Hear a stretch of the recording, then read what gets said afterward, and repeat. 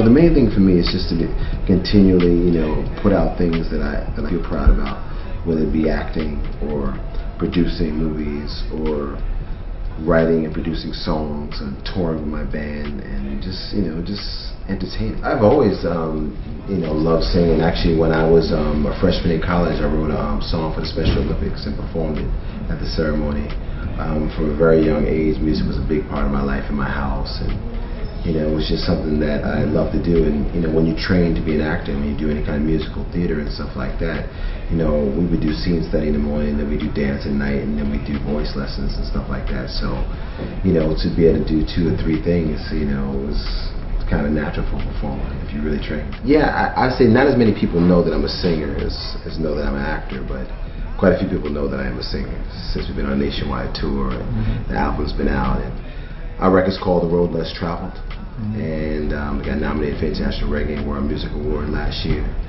And it's reggae soul, that's our music. I went to all boys prep academy and I just excelled in athletics.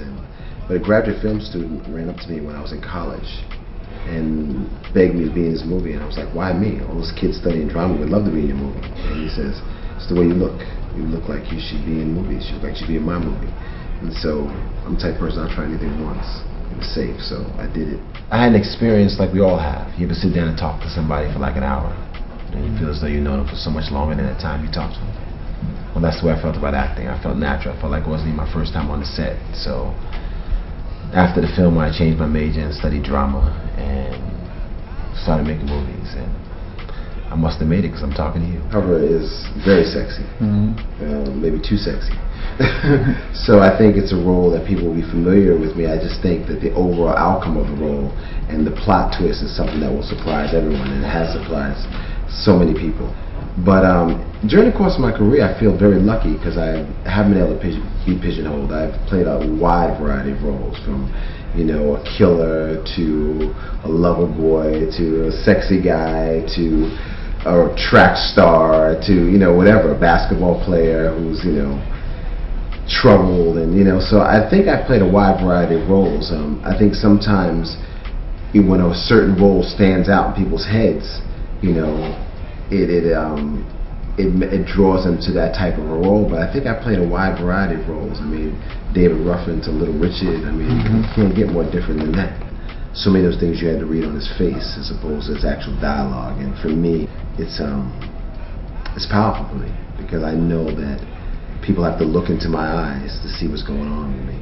It's not just something I say or a line or something like that. They really have to look inside my eyes and hopefully into my soul and my character.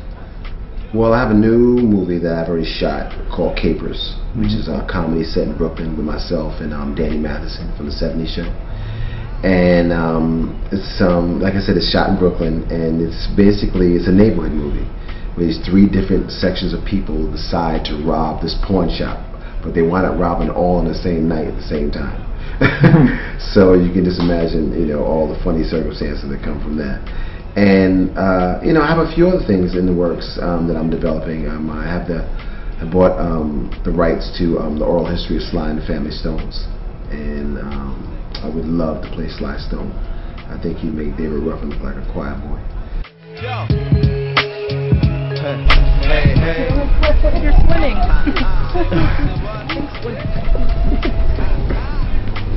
So you didn't have the slow motion effect on, did you?